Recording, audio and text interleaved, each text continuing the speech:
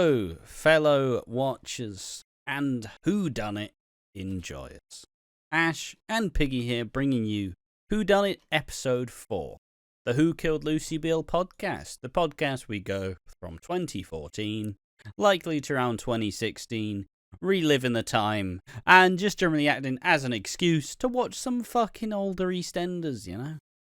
Like, yeah, sure, modern day's great, but isn't it fucking a great time to look back 10 years ago?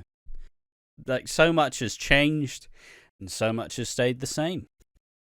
But today's episodes are going to cover the biggest storylines and takeaways from week 4 of 2014. All the episodes from the 20th of January 2014 and all the way to the 24th of January 2014. Fucking nailed it this time. No fuckery here. The main storylines, the storylines is kind of looser. It was a fun week, but not really, not too much really happened. So it's all kind of, here's all the stuff that we're going to talk about vaguely. Max drops a bomb on Sadie and Jake's marriage. Sadie, I don't remember what she does, and Jake, obviously, fucking Warren Fox in EastEnders. Jake has a meltdown and nearly kills Kat. Smacks the pram with his car. Does he hit anyone? Well, who the fuck knows? Meet Alex Shirov, the new market inspector, who's dodgy. He's so dodgy already. Shirley and Lady die. The best on-screen partnership of 2014. Fucking great stuff. Cindy Beale Jr. is pregnant with Terry's kid's kid. Old Terry Jr. Classic. Gonna have a kid called Terry Jr. Jr. Terry Jr. Jr. And finally, the Carters scare off Wayne. Wayne. Yeah, it's a fun little week. I'll say that much. But before we get into that, mate, Piggy, how you been? Oh, just like the meter in the Carter's workshop that is the Queen Vic. I'm out of date, I'm mouldy, and I'm dog. Woof woof moo moo. Yeah, I'm doing good. Enjoying this again. I can't wait till we get to June, and I'm like, oh, fuck me. Oh no, Ash, no, get these standards right. No, get it away from me. Get it away. Oh. I mean, it's just like doing the ECW podcast where it's slowly through time it's just become fucking fantastic, and I can't get enough. And that's generally it's generally how this one's gone as well, where it's ramping up pretty well. Get to see the Carters in their infancy. Get to see a little glimpse into, hey, Kat and Alfie together. Are they good together? Not in this time period.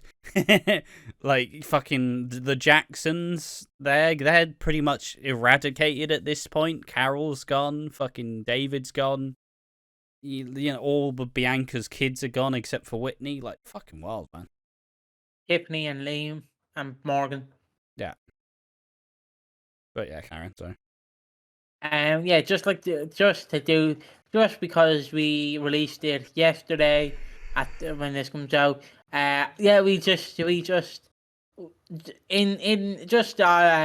tiny bit touch on it. In ECW, we have touched the shit. We have 4 episodes in, and would you believe it, lads? The wheels already are starting to fall off on that fucking show. The wheels, we've opened the car door, we've put one foot in, we've put the second foot in, and now we're all sitting in it, and the car's just falling apart. Yeah. The door's about to come off. It is coming to pieces. I was just laughing at you. You're like, yep, hold on, we're getting it. It's full, it's in the shit. You're just trying to get there, mate. Yeah, it's taken a turn for the worse, but it also means I like it more because of it, and that's the stupid part. Yeah, because you have Ash who's like, it's so shit. Give me more. And then you just have me going, it's so shit. Don't give me more. But you look at me afterwards. I've just got shit all over my mouth. And Yeah, oh, fucking you. Yes, it's great. Like, it's at some point I'm gonna start trying to say how it's like a historical art piece. You know, that's where it's It's going. gonna it's gonna be us after 2014 EastEnders when dastardly Nick Cotton comes back and stuff. You don't understand the writing. See, you're not Englistic in this. You're not elegant in this. You don't know what you're talking about, lads. This is fucking art at its finest. This is where it peaked, and it all went downhill from here. Till 2023. Yeah. But yeah, I guess how have you been before we get into this? There we are. Nearly forgetting to ask me the pleasantries. No, I'm doing alright. I'm doing alright. Last week we had a little talk about me seeing a dog clip and crying for like half an hour. That was fun. Not in the podcast, just in general. That was I'm just. It's always fun to kind of lock these memories in. I doubt I'm ever gonna come back and rewatch it. Like, I'm definitely not. It's not for me. Like, I don't need to fucking rewatch the shit I said. I usually remember, but no, it's been good. The time just fucking quickly goes by nowadays. It's fucking wild. I've been good though. 4 o'clock, like. Been playing more games with the boys. Got we've grouped up and now we can actually play a team-based game. Oh, fucking, your camera's absolutely dead, mate. You know, turn it on and off again. It's fine for me. Oh, okay. It's fine for me, but what I saw was like this weird fucking like white. It's good. It's good. It was like this white wall of shit. Yeah, it's fucking weird. No, it's been fun. It's fun to play a team-based game with more than one mate because you no longer spend half the game yelling at your Eastern European teammates, which is what happened a lot before. Because it does feel a bit rude to just have 4 people ganging up on one guy who's like, "Well, I've just been put with 4 people playing together. This is shit." No, it's been good. It's been good. I definitely I'm not getting as much done as I probably would have liked to at some point, but I'm still at that point where I've just got enough energy to do what we're doing. But that means I'm enjoying it all the same. So yeah, all good, mate. All good. Genuinely. All good. We're chilling. Yeah, just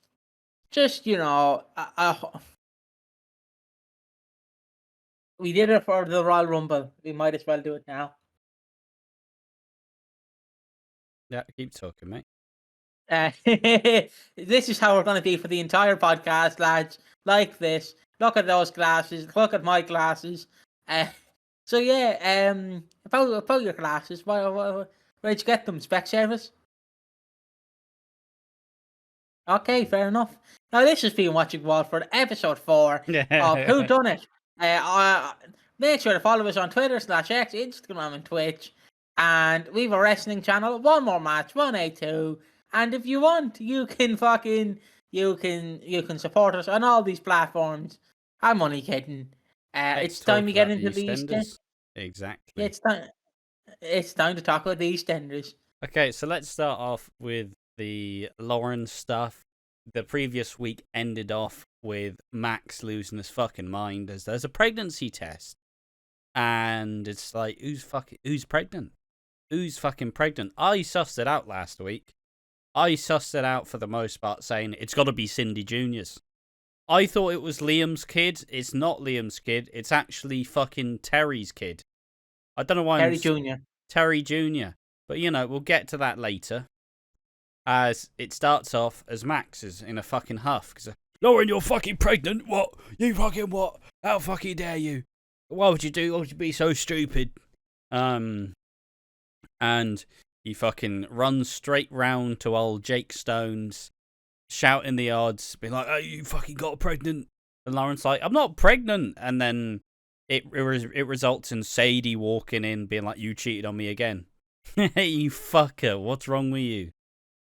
And it all escalates and it blows up. And obviously, Well, look, Jake is he's a recovering alcoholic, and I'm not saying for a guy who played Warren Fox, he looks so physically weak at this time, and he has none of the fucking like, like I don't know. There's no. He looks weird. He looks like a bit of a weasel at this time, which I don't like personally. But where it kind of gets a bit odd is like Sadie is this kind of like, honestly, and I don't know if people are gonna get this reference, but you know Andy and Debbie from like fucking the 85. Yeah. I kind of see Sadie as Debbie, where she's a slightly more upmarket, has her own business, is fairly successful, fairly well off, has good parents. And then you have Jake, who kind of plays the role of Andy, where Jake is kind of a constant disappointment and a fucking waste of space, and I don't know what the fuck he's doing on the show. It's still an absolute criminal shame. But then even Gary Lucy of Hollyoaks fame, he wasn't doing anything on the show either. So, what the fuck can you do? But this sets a bomb. Sadie does want to talk to Jake. It kind of blows up their marriage. Obviously, Bella also Bella saw them getting dressed after a quick shag and just kind of went like, "Oh, I see. I see. Really too happy about this? No, hon. No. And then Lauren like fucking coerced her, like, "Oh, Mummy doesn't need to know. It's fine. It's fine." And it's like, I ain't man, no mama. Don't tell me what to do, Lloyd. I don't know, Ash. I don't know. Shut your mouth. Politely. And it continues though, as the kid is now. Look, when something like I say tragic, this could be fucking traumatic to the kid. This could create a really big issue with her and like how she's gonna develop as an adult. Like you see something that kind of strips away that being an adult or strips away being a kid. It's like, it's like a mind's fucking parent dying, where it's like, oh, well, you're no longer as innocent as you were before. Now everything's viewed for a slightly different lens.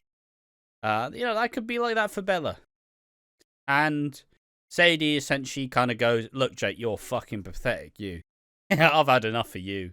But then obviously Jake's like struggling with his sobriety. Like if you have to ask the question of if you're sober, the answer's no. The answer's you're not. And he kind of starts to go through this like wild like self-pity, like, fuck you, nah. And he kind of starts to lose it. He goes to drink, he doesn't quite drink. Lauren's like, "Don't do it, Jake," and then he fucking throws the bottle away. Oh, I've got to take these fucking glasses off, good lord. He throws the drink away, but it smashes and it managed to catch Lauren and like nick her on the face. And she's a bit shaken, and Max fucking yells at him. And then the day after, Lauren tries to kind of get Jake to see sense, and Sadie's now like selling up the salon, and she's going. Lauren has cost Lola and Poppy her job, and like he's like, "Oh, but Sadie still loves you," and he's like, "Yeah, but what's the point if we're not gonna be together?" And kind of just spirals into this weird like alcohol fueled, what the fuck is my life worth? Because even when fucking Sadie was like, "I'm gonna leave you, Jake, you're fucking scum," he's like, "Yeah, but you know what'll happen if you leave me." And it's like he's gonna die. He's gonna fucking he's gonna drink himself to death. But Lauren goes over, tries to comfort him, like, "Yeah, it's fine," and then kind of has to be like, "Yeah, but I do love you, yeah." Like I don't know. No, I don't think I can make the example that I was just thinking of. All right. I was just thinking of a YouTuber. They were sexting some underage girls, and went, "We're going to tell people." And I went, "If you do that, I'll kill myself. Then all my fans will kill themselves, and it'll be your fault. and then they just went, well, fuck you, and they did it. And then he came back to YouTube and he went, guys, I have been struggling with my mental health. I've been suffering with my mental health. I'm like, fuck off. Yeah, just gaslighting. He was gaslighting Sadie, essentially. And even Max was doing it. Max fucking... I don't know. And even Max does it. Max like, oh, Lauren, why'd you done that? And then like, oh, Carol, why'd you fucking tell me? It's like, Max, you did it yourself, you fucking Mardy bastard. Like, he's so unreasonable. He's like, I love him because he is that fucking bastard. And like, even though he results in his input means that Sadie learns about the affair. And Max does the most Ian Beale smug grin ever as he walks out staring at Jake like, hey, I've ruined your fucking life. It's like, well, fucking hell, Max. How unreasonable. He's constantly grumpy. All right, what do you think about Max at this time, mate? I'm loving Max. I'm loving Max because we know Max, right? But we only really know the last few years of Max, kind of. But I do at least. I mean, to be fair, even from like 2017, he's had a pretty rough go of it. Like for the last 7 years, he's not been happy. Like obviously, it's nice seeing what he was doing in the early 2010s. I'd assume everyone counts the early 2010s, so like 2010 to 2015. Yeah. And then 2020 is like the late. They wouldn't do it otherwise, mate. I don't know. It's just how time works. I mean, I don't know. You don't look at the clock at like fucking 7 a.m. You're like, wow, that's fucking late. That it's. Anyways, Piggy's baffled by the concept of time. I am indeed. I do think that people should start saying that, like from 2015 over to 2020. That's like late 2010s. Yeah, that's really profound. It's like earlier. I went and like helped my brother fill up his tires, and I went and got a bottle of Iron Brew, and he was looking at me just like. And, you know, he doesn't say too much, so it's like, oh, he's going to say something really fucking profound here, you know? He's going to, like, make some, like, really smart observation. And what actually came out was just, Iron Brew! And I'm like, fuck's sake. I thought you were going to say something smart there. Brew! I thought he was going to be from what I was hearing, I thought he was going to be like, fucking, why didn't you get me an Iron Brew? I asked him, mate. I asked him. Didn't want one. Criminal shame. Carry on. So again, it is nice seeing Max. What will Max be doing? We do not know. Shagging, probably. Definitely shagging. I know what he's going to be doing. Let's say it doesn't go good for him. He doesn't have a good year. I'll say that much. That's a bit of a teaser. He does not have a good time. Yeah. Also, we'll get drunk Phil during this saga. So yeah. No. Look, drunk Phil's fine in a 20-minute compilation, but like it goes on for so long. I don't mean to derail this, but I seen the fucking when Peggy returns in January 2016. I seen all the clips because like people upload the clips like, oh, here's all our scenes, and the Phil just fucking elbows in her door, and it's like, oh, hey man, how you doing, man? And he's fucking pissed. And he's like, no one loves me, ma. And then she's just like, I've cancer, I'm dying. Fuck you, bye. And he's like, well, I'm dying too, ma. Yeah. He's just drunk and it's leaves. It's like the other week in actual EastEnders. I think it was last week where Linda drops the cake. I just had so many parallels to like when Phil fucking carries in Ben's cake and just falls over. But yeah, I'm not looking forward to Drunk Phil. I'll say that. As someone who religiously watched all of the Ben Mitchell stuff, like, and all his storylines, It gets old fast. It fucking does. But carrying on, we get to see an interesting bit of, like, imagine how, I feel like you'd be disappointed in yourself as a parent, because the next day, Max finds Lauren, like, sat at the table, and she's just crying. And she's sad because she's become Max. Like, she has become Max. Like, oh, like, keep the kids' innocence, and it goes through, like, how obviously her life kind of changed when she caught Max, like, cheating on Tanya. So, like, that kind of changed it, and how, like, she did that to Bella. I'm just like, fucking it. Imagine how tragic you must be as a dad to be like, oh, why are you upset? I'm becoming like you. Oh. And then Max is like, what? And he's not telling her, like, oh, no, you're better than me. You are better than me. He's just like, oh, well. Might as well shave your head, Lauren. Might as well shave your head. It's fucking unreasonable, he is. But I do love him. And it what are you saying? No, carry on. It escalates, though, is the day after.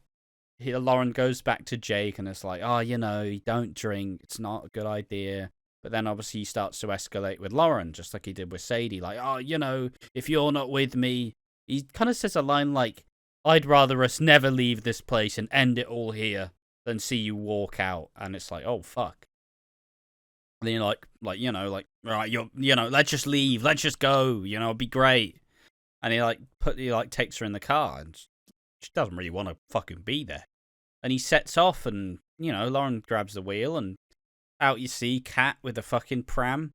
And fucking the pram gets hit, and it's like, oh shit, is someone hurt? And then he's fucking the punchline is, Kat got given like a big massive like bit of meat from Terry, and now she's having to figure out what to do with this fucking huge carcass of meat. So she's cut up all the meat with Terry and put it in the pram to shift it. But, Jake doesn't actually see it. Jake's like, oh, fuck, like, I've fucked it. He's fucked it, lads. I've killed a kid. And Lauren has to find him. I think he's drinking outside a police station.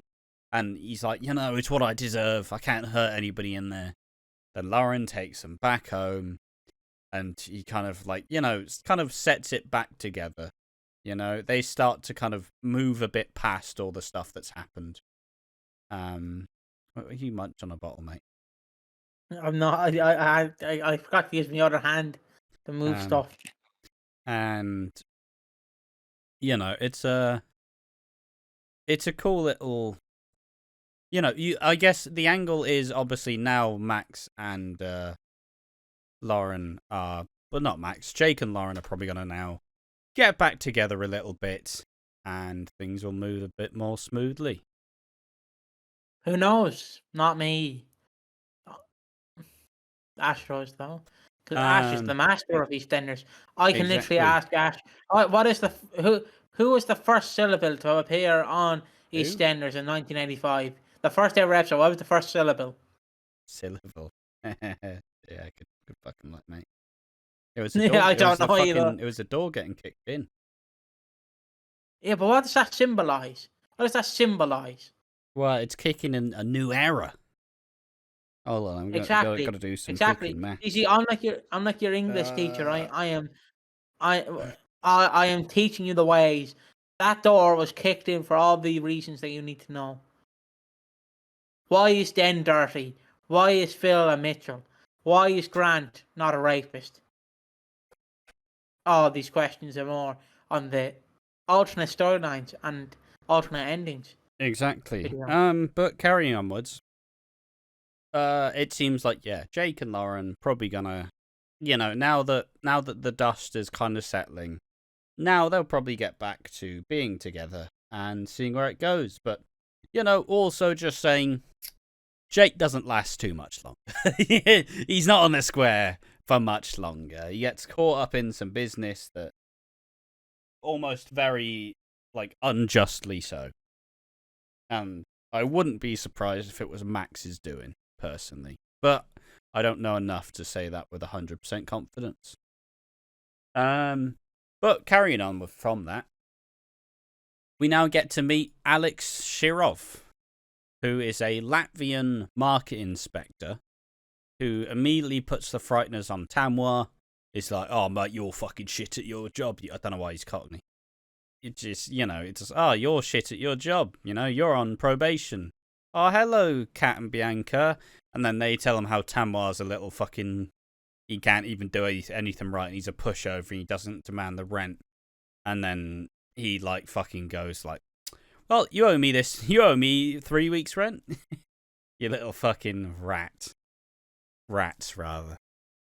And, like I said, he doesn't last too long either. He's gone in April. And I can immediately tell you... I can immediately assume what he's probably going to do. And let's just take it. Look, he goes, oh, yes, everything needs to be on the books. Everything definitely needs to be on the books. So, oh, did you do a receipt for that, Tamwa? Oh, no, you didn't. Well, I'll do it. I'll do it, that's absolutely fine. And then he pockets the 300 quid. So, Is he actually the market stall inspector, or is he just faking it? No, he definitely is the market inspector.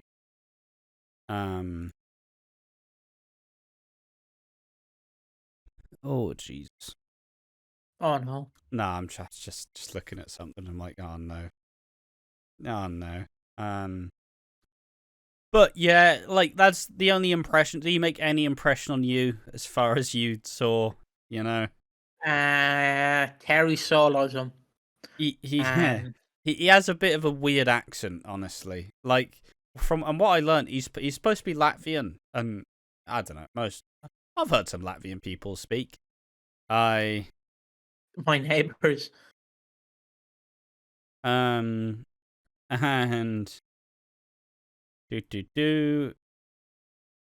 am I trying to fucking say here?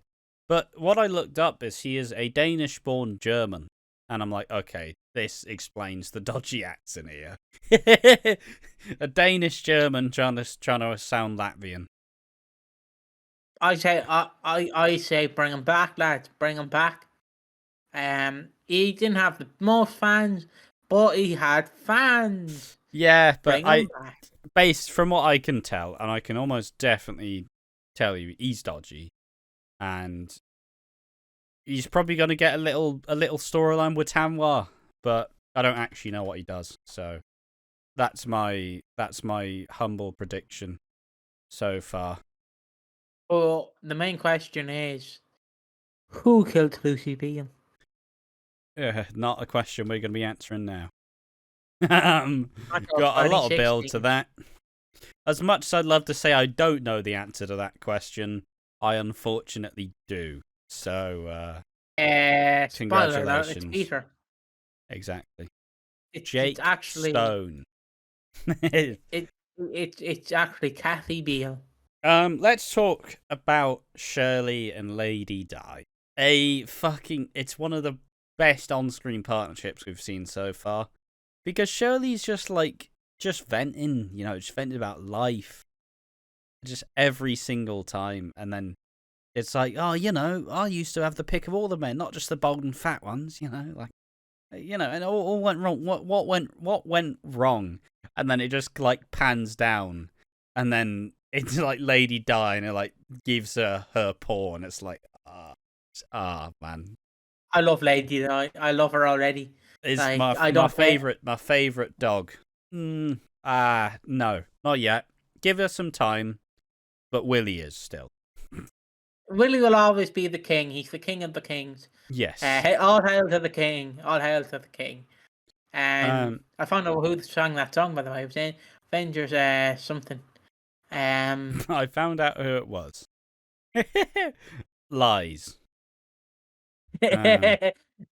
Found out who it is. I don't actually fucking know. Fuck's sake. But carrying on with this. Willie is the king of kings. Exactly. He is the king, and no one can discredit that. But with a king, there always comes a murder. And I'm not saying Lady Di could accidentally put him in a car to Paris and send him off and break the tires, break the brake pads and kill him. Not like Princess Diana did. Not like that happened to Princess Diana. We're not implying that. But Lady Di might. Why do are you that acting like it's a hot take? It's been fucking at least 20 years. Oh, hot take, by the way. Fucking 1997. Exactly. Yeah, hot take, by the way. Fucking no one's ever talking about this. The only interesting thing I have to add to that, and that's the last old fucking talk about this nonsense. You're just sprawling out of control. As from a journalist at the time, it was very specifically told. Yeah, we don't dig into this. Just bad idea. Not a good idea. Don't look into this, lads. So, take from that what you will. Not a surprise to anyone. And Lady Di, will she win us over? If we can get Terry over, Lady Di can win our hearts. Yeah, they don't have to do much. Like I almost slightly like fucking Terry's kid just because he's got fucking big ears, and so does Terry. But yeah, I suppose Shirley is kind of she's thinking about where she's at, really. Just like, what the fuck do I do with myself? They're now having to consider, because costs are piling up. They're now having to consider going to Stancaster, who, well, is Shirley's dad, and they have what? I just want to say, I hope Lady Di pulls out Winston Churchill and this goes, oh yes, like that fucking ad. I'm glad you interrupted me for that. Fuck, I'm so happy you interrupted my flow to fucking say that. Fuck, so it's man who shit self has successfully not shit himself after cleaning himself in a public bathroom. Great, cheers. Fucking classic. Great one there, mate. Fuck's sake. See what I'm working with here, lads. See what I'm fucking working with. I work with fucking children. You do indeed. But carrying this on, Shirley's kind of got a bit of her own little feud going on with Sharon, because, Phil chose Sharon, essentially.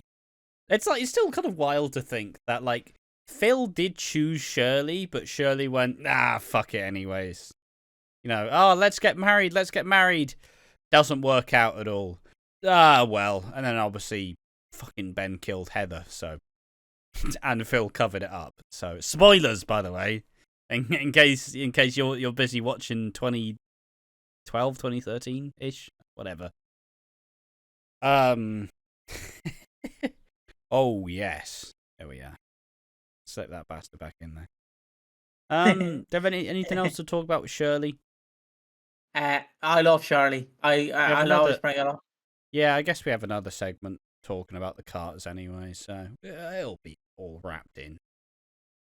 Oh, yes. So, the pregnancy. Who was pregnant? Well, I fucking told you, didn't I? It's Cindy Beale Jr., and it's revealed that she's pregnant with Terry Jr. That one. Do you know what's ironic? When you look at that relationship, right? When you look at your parents, on the birth certificate, it's gonna be Terry Jr. and Cindy Jr. And then they're actually just gonna call the kid Senior. Hello, Senor. It was I. The great Beth. All right, mate. Fucking hell. Calm down. Don't know what that was, mate, but I respect it. He went for it. And it's a big I don't know. I'll describe it in anime terms for the weebs out there. But and I don't know the full concept, so I may need to just check this a bit. It's kind of like Cindy treats fucking Terry like a tsundere. Now, what's that? That is a character who is kind of like outwardly cold and hostile, but like secretly kind of like, oh, they're great. Oh, you're great. Shut up, fucking idiot. Oh, I love them. Like it's that kind of like outwardly very cold, but slowly gets warmer, but like never like doesn't really show the feelings. Like a famous example, in my opinion, is Helga from Hey Arnold, where Arnold is the fucking everything that Helga just loves, just like, Arnold, I love him, like writes fucking poems for him, has a weird shrine towards him. But obviously whenever she interacts with him, she can't help herself by just like, fuck you, football head. It's like, say something nice, says something dickish. Hell. But that character type where they're initially very cold and like standoffish, like, I don't like you, and like hold your hand. And that's kind of Cindy and Terry's relationship. Not that there is a relationship. He's just a dumb fuck that accidentally scored the goal on the first try. Fucking crossbar challenge right there. No deflections though, bouncing the goal. I thought you were talking about. When you said you're going to do an anime turn, I was like, is he going to bring up waifu pillow bullshit here? I thought he was going to start bringing up waifu body pillows. No, and I was so scared because Terry and Cindy are like 15, and I went for something a bit more sweet and innocent. That's not all anime is. I know, but it is. Yeah, but the first correlation you make is some fucking titty anime pillows. Like, yeah, there are a lot of degenerate. Like you say, I'm not even a big anime like fucking watcher. But it's like all these bloody degenerates in anime, and it's like fucking. There's some sweet things. There's some adorable. Yeah. One Punch Man's good. Yeah, all right. Pokemon as well. Yeah, technically an anime. Fucking Bob the Builder, great anime. Fireman Sam, another great anime. But actually, I'd watch some anime. It's pretty right. Actually, would you watch a Fireman Sam anime? No. Oh. Yeah, one of the ones I enjoyed the most called Toradora, which is exactly this fucking story. We have this like short, like clumsy girl, and the guy just kind of shows her kindness and just keeps helping her out, and it develops into this like cute little love story, and it's adorable. And it was great. Fucking cried my eyes out at the end of it. Fantastic stuff. In my experience, and I'm not usually watching the like action anime, but like fucking creeps up on you. I was watching a completely innocent fucking anime, no expectations, and there's a massive plot twist in there. I was fucking crying my eyes out. Like, this is some cool little slice of life. Like, this is interesting. Then there was a plot twist where like a family member, like, something changed, and it just kind of changed everything. Just fucking crying my eyes out. Like, why? I was just going for something nice and cute and adorable, and what I've got is fucking tears. So there we are. Anime is not just anime waifu body pillows, although there is a lot of degeneracy in anime. There you are. That's my thesis. But what you want is the tea, sis. Slay. Slay. Slay. There we are. Sorry. That's enough of that. What a fucking world. What is this fucking podcast? Carrying it on now. Stop it. That's about 15 years out of date. No, that's 2014. It's in style. No, it's even outdated at that point, mate. Don't fucking try it. I'm bringing it back. No. And we see Cindy, who Cindy doesn't really feel like she has much family with her. Obviously, it's a really weird time at the Beales because, you know, Peter and Lucy trying to strike out on their own, do their own stuff, become an adult. Obviously, Cindy Jr. is only, like, yeah, sure, they are, like, siblings, but it's not entirely, like, you know, they don't seem to have that, like, familial bond, you know? They weren't raised together. They were just kind of, Cindy just, I don't know what happened, but she seemingly just showed up one day, like, oh yeah, hello, I'm Cindy Jr.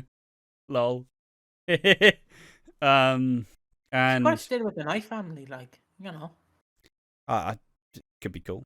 But where it, like, kind of changes, though, is because Whitney first takes the rap for the pregnancy test because she thinks it's Liam's, but it's not Liam's. And he didn't know anything about it. And then you have old fucking Terry Jr. like, oh, whose pregnancy test was it? And then it's like, oh, fuck, it was yours, Duff Duff. And it's one of my favourite Duff Duffs as well. Because it's like, oh, you only left the bloody pregnancy test behind. What we gonna do? And it cuts to Cindy Jr. like, I don't fucking know. It's so good. It's so good.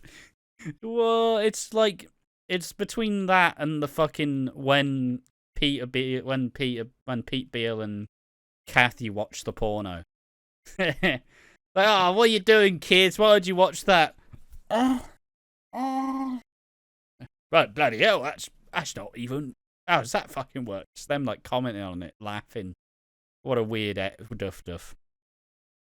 And through the week, you know, because Cindy doesn't feel like she has many people around her, Tina kind of takes an interest and tries to kind of make her think, like, you know, it's a big choice. Yeah, because Cindy Jr.'s down playing it like, oh, you know, not even a baby yet. Doesn't even have thoughts. Doesn't have a brain. Because she doesn't want to think about the idea of just having a kid, because at the age of 15, you know, that is life-changing. That's what Tina kind of tries to give her. She tries to give her that perspective of, look, like, you don't want to be alone in a time like this. You want to share it with people close to you. And what are you doing, mate? Nothing. I was but, listening. Yeah, fucking. Yeah, I'm fucking listening. fucking prick. Don't call me a prick. I'm gonna see you next Tuesday. Exactly. But carrying it onwards, Cindy eventually decides she tries to go through with an abortion, but at some point says, you know what? I actually want to keep this child. And it's kind of, it causes a bit of drama because Terry Jr. has confided in David rather than Terry, of course. And it kind of causes a bit of fucking issues because, you know, I feel like David Wicks has no male friends. It's all I'm saying. I feel like he has absolutely no male friends whatsoever. Nobody likes him because he's just a bit fucking slimy. And why is he slimy? Because he's fucking he's giving Terry's son advice when he should have just gone to Terry. And even Nikki as well, who's Terry's ex, she's a little fucking devious cow, she is. Because she's too busy flirting with fucking David rather than actually taking care of her son, who's just nearly had a kid. Well, he's having a kid. And she's too busy flirting with. I love it because you had a funny segment where they're in the pub, they're celebrating as a family. It's been a good week. Let's have a fucking celebration. And then David gets a bit caught off guard because someone's clearly like fucking playing with his leg, and he's like, "Oh fucking hell!" And then he fucking realizes it's Nikki. She's fucking got that fucking foot up there, giving it a little fucking tickle and a rub. Fucking, I love her. She is that chaotic energy that I feel like all shows need. But yeah, don't think she's gonna be around much. But the point is, it's a constant battle between: are we gonna have this baby? Are we not gonna have this baby? Oh, it's not real. Doesn't matter. Or oh fuck, you know, this is a big deal. And in the end, Cindy decides to keep the baby, and she, you know, gets to kind of be like, Yo, Tina, cheers, but please fucking leave me alone. Like, I appreciate you helping me through this, but can you fuck off? And, you know, it's like I said, it's nice to see Tina do things as I saw most of what I saw from Tina is her ending, and her last year or so was last couple years was absolutely dire. Like, they clearly had a lot of interesting ideas for the character, rather than later on where they went, "Are you still here?" What do you think of Tina at this point? Thought someone come in. Sorry. Wait, what? Hold on. No, I don't think anyone come in. Who are you talking to? I don't know. I don't think anybody came in. Cheers, me. What? Carry on. What do you think of Tina? Was what I asked. I like Tina. She's great. She's a great addition to the show. Is there much else, or is that you content? Yeah, that's pretty much me. I can't think of much. Well, see that I'm learning, mate. I'm learning. All right. Yeah, you're busy thinking about that Subway, aren't you? Ah, fucking. No. I'm busy thinking of something fucking in the flat or not. You can go check if you want. No, I'll be fine. Okay. Get robbed. Classic. But you know, Tina gets to play that kind of like, look, I feel like, look, Tina's family didn't give a fuck. I feel like Tina was one of those kids who were left to just hang around on the estates, and they hung around with whoever, and they did whatever, and the family are just like, well, long she's back by 11. You know, and like, even if she wasn't, she'd just sneak in anyways, and it wouldn't matter. I feel like she probably had a pretty rough child. I mean, even we learned later with all the Stewart stuff, you know, pretty fucked stuff. I want to cover that as well, the Stewart stuff. Yeah, I like Stewart. Yeah, me too. So guys, like, we're turning up to 2020. Let's go. No, but the point is, Woohoo! Tina kind of sees a bit of like the lost. She just wants someone to have her back, and she kind of tries to get Terry like Terry Jr. alongside, and is there with her as well to just kind of guide her through a pretty scary time for any 15-year-old. Because obviously Ian's too busy being fucking mental. Ian is emotionally unavailable right now. But yeah, I suppose with that, let's move onward to the final bit, which is going to be talking about the Carters. And what is their main goal this week? Honestly, it's to scare off Wayne. Well, Why? That and something else, as they are slowly realizing, God, we spent all the money on the pub and we can't afford to fix any of the fucking damage that's already here. And then Nancy's like, could ask Wayne. He knows how to do it. He'd do it cheap. And Mick essentially concocts a plan where he's like, look, what if we like smother him, essentially? Not with a pillow, with love and affection. What if we just become that touchy-feely family and we just freak him out? So, you know, he's like, oh, Wayne, how you doing, son? How you doing, mate? Oh, you know, you want a beer? Yeah, I'll have a beer as well. Let's fucking shoot the shit. Just really, like, suffocating and just gross, but really funny to see Mick playing this sort of, like, fucking, hello, my son. Like, it's great. I reckon that's how Danny Dyer actually fucking interacts with it, like when he's children bring home boyfriends and girlfriends. Just, hello, my fucking sunshine. How's it fucking going, you old chummy? Obviously, more like that, where he's from. Because it's just funny. Like, that's how I imagine he would do it in real life. I don't think he'd be. I feel like he'd be an absolutely like overprotective dad. But he'd also be probably overprotective if it's a girl, or if it's a man or I'm a pretty boy. sure he's only got a daughter. I'm pretty sure he has a son as well. He's probably is he called Danny Dyer as well? It'd be funny, wouldn't it? No, I'm pretty sure he's only. Oh no. He has quite a few. Oh, I guess it's just the one who's only really a public facing. Well, it's because Danny Dyer became like a fucking public, like, you know, she's on Love Island, married fucking West Ham footballer Jared Bowen, like kind of public figure type celebrity, if you will. But this leads. I just want to talk about this because then I can bring up the Northern Boys lyric. This leads to Wayne. Wayne is showing all his mates lovely pictures of tits. Now, whose tits are these, you might ask? Well, not a bird. Lady necessarily. Di. What? Lady Di. Lady Di. All 8 of them. I mean, I was getting to it, like. No. Jump in the gun. Jump in the gun. We're not there yet. We got a whole week to get through first. And so I was right. And then Nance, no. It's just slowly through the weeks, they start to see Wayne crack a little bit. And Linda starts to be like, okay, I've seen him showing the lads some pictures, showing the lads Nancy's nudes, and then tells her, and then obviously they don't tell Mick.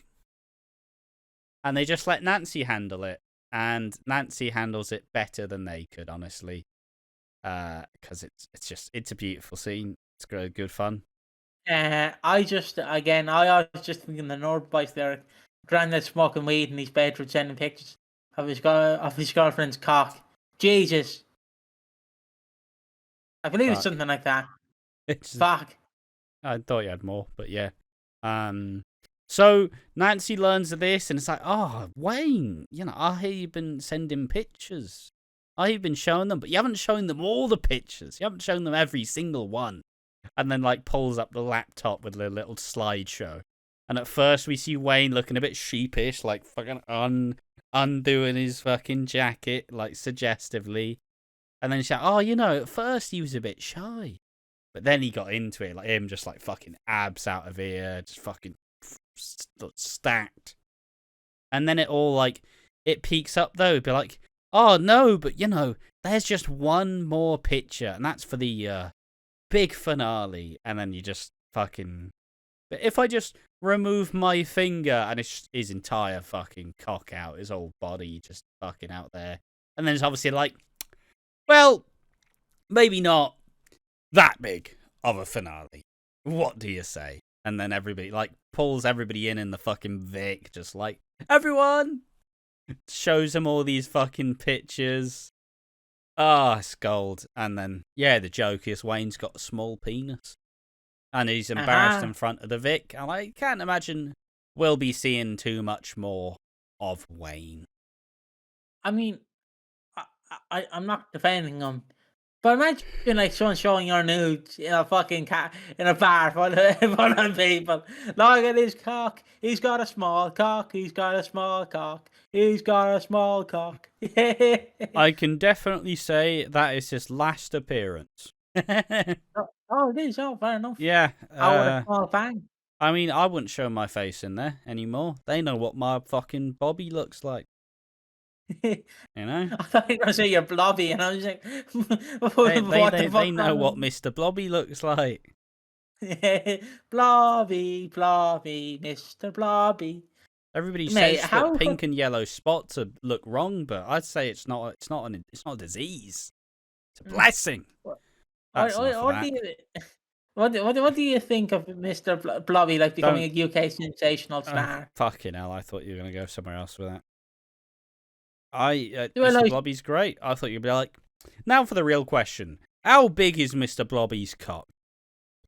I mean, that is a question. No, it is a question. It is one of the questions of all time. But shut your mouth. Don't even fucking go there. My favourite Mr. Blobby story is just the fucking lad who got a round of applause for knocking out Mr. Blobby at a birthday party.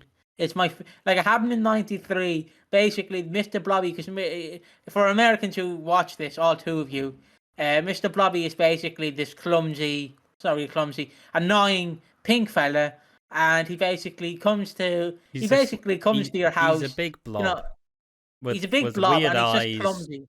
and he's clumsy. Yeah, he's clumsy. And basically, so he was like messing around at his child's birthday party. That's why you hire Mr. Blobby. He messes around. Like you'd hire the Grinch to just fake steal presents from your one of my favourite Mr. Blobby skits is, so obviously it was him and Noel Edmonds as kind of like a little weird double act where Noel was obviously the straight man and Mr. Blobby was the fucking clumsy oaf. And there's two skits that are most famous. You have first the one where he builds a shed where it's basically all Noel doing it. Then he rakes up the fucking leaves. It's just like sped up shot, and it takes what feels like forever. And then obviously he's like, "Oh wow, look at this shed!" And obviously all he hears, "Blobby, blobby, blobby," just fucking comes like fucking sprinting through the leaves, making a fucking mess all over the place. I thought he was gonna go right through the shed. No. And the other favourite one, which was mine as a kid, is obviously it was Mr. Blobby trying to decorate his house, and obviously Mr. Blobby wants Mr. Blobby wallpaper. These like the pink with the yellow spots.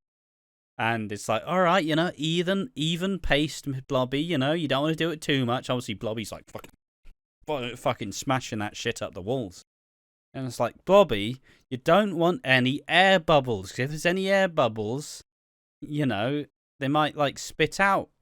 And obviously the joke is there's a massive fucking air bubble. And it's like, all right, let's check this one. He like takes like a fucking pig and just fucking spaff all over his face. Classic Mr. Blobby.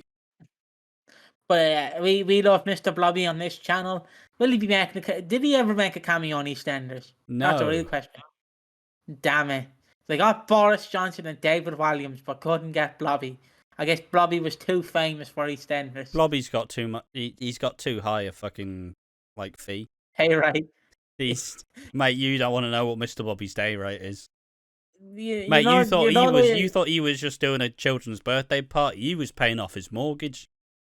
Do you know how he famously joked that Hulk Hogan says that doesn't work for me, brother? They just go up to Mr. Blobby. It's like, Blobby, we want you to pay. That doesn't work for Blobby, brother. Doesn't work for him. Exactly. He's not showing up unless you give him that 50k. He needs that 50k in cash. Mr. Blobby is famous for doing cocaine and spending it all on cocaine, hookers, and casinos. He is known for doing cocaine and spends it all on cocaine. Imagine walking into a Las Vegas casino.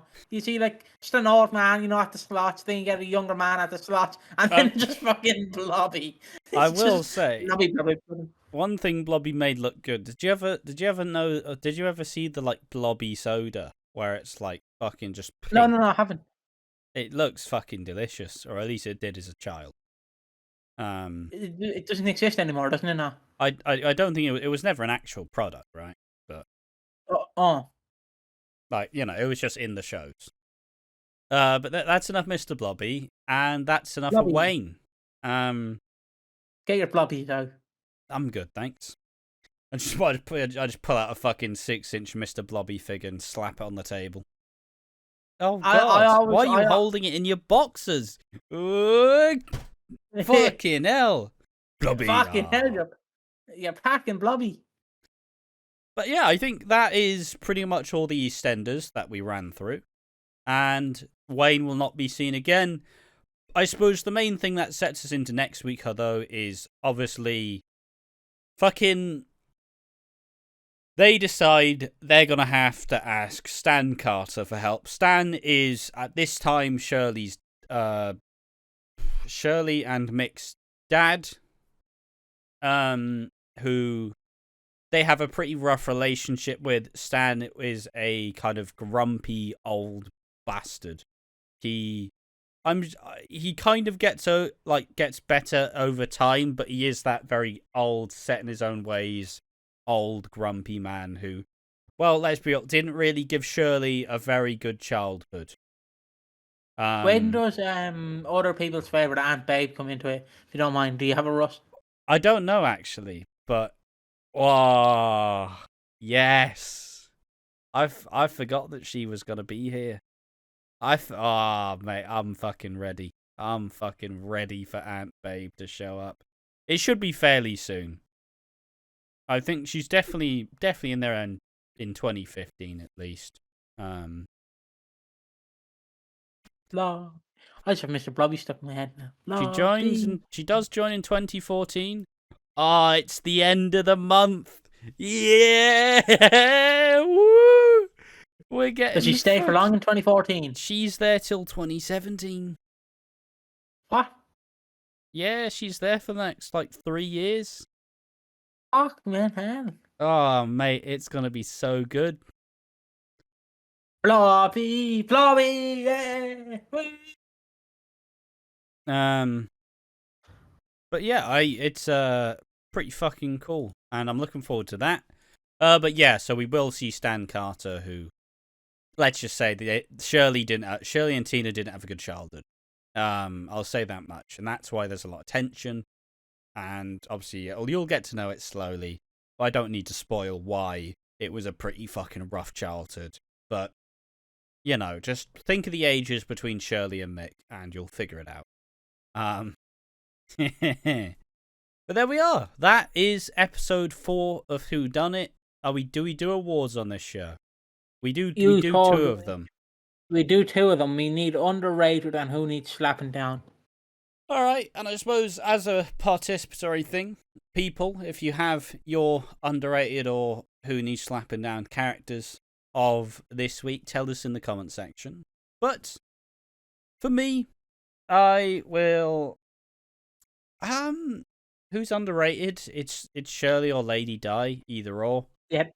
I'm going for that as well. And for slapping down, I think I'm just gonna go for Terry Jr.'s fucking ears.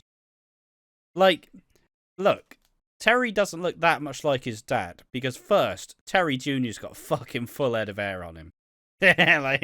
Terry's bald as fuck. But if you look at Terry's ears, fuck me, you can tell he's his dad. The size of his fucking ear. I can speak. I've got fucking big ears myself. But fucking, there we are. That's an earshot for you. Classic. I've got some fairly hefty ears. But that's nothing in comparison to fucking Terry Jr., that is. So those are the awards I'm giving to. Who needs slapping down? Oh, jeez. Who does need slapping down? Really, really make me think. I'm going for. Do I go for David? I don't go for David. I'm going to go for Max. Yes, yeah. He's just ruined a marriage, Max. Such a fucking. He ruined a marriage. He doesn't even care. He's laughing about it. The smug grin he gave Jake after he just broke his marriage. Just like, you little fucker. I think he also appeared. I think he also might got the award last week, but maybe 2 times in a row. Maybe not. I mean, the other one I'd give it to is David Wicks, who, he thinks he's, I'm doing it for Carol, and then he's just casually accepting gifts from Nikki and flirting with Nikki and just kind of being like, oh, it's fine, she's not being harmful. And it's like, David. And then he, fucking mocks Terry for being a deadbeat dad. It's like, he's trying his fucking best, man. But yeah, I too am on the Terry fan club. I don't know if you're being serious or not. No, genuinely, I love him a bit. Look, sometimes I like my simple characters. I like my really over the top, crazy characters that I absolutely adore. Anyone who's slightly mental, I adore. And I don't know what, it's just my fucked up worldview, really. But the characters who are a slight bit mental, love them.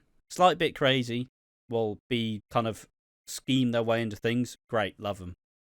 And the simple characters, and Terry he's a simple man, and he wants to live a simple life. We accept you in the Terry fan club. You must bring biscuits and tea and you must pray to Terry 3 times a day. Say your all hail Terrys. It's not your the holy cult Terrys. of Terry. It is. It's a cult. I can't disclose that it's a cult, but you must pray to our Lord and Saviour Terry every day. Not every morning, afternoon, and night. You must worship Terry. You must acknowledge your tribal chief, and that is Terry. Put up the ones for put up the twos for Terry, the Terry chief. So yeah, I've been joined by Ash. Hello. Yes. I've been joined by myself. Hello. We have a Patreon, a Kofi, or legally supposed to say coffee, and YouTube memberships. You can either donate to us monthly by subscribing to Patreon or YouTube memberships. Yep. Or you can donate to us one time for a coffee or a Kofi. And if you want our handles, we are on Instagram, Twitter /X, and Twitch Watching Walford. And if you want, just like we got Terry over on this channel, if you want on the One More Match channel, want to be a part of the Kevin Thorne fan club, the Mike Knox fan club, the Mike Knox fan club, the Test fan club, the Monty Brown fan club, you can join us at One More Match, 182. And where are you? Well, you're going now, so fuck you. I'm so sorry. I cannot sleep. I cannot dream tonight. But there we are. WHODUNNIT episode 4 in the bin. Thank you all for watching. And as always, if you have any thoughts about this episode, make sure to comment down below, like the video, and subscribe to the Watching Walford channel for more stuff, EastEnders, and soap in general. Thank you for watching. Join us in the next one. Bye-bye.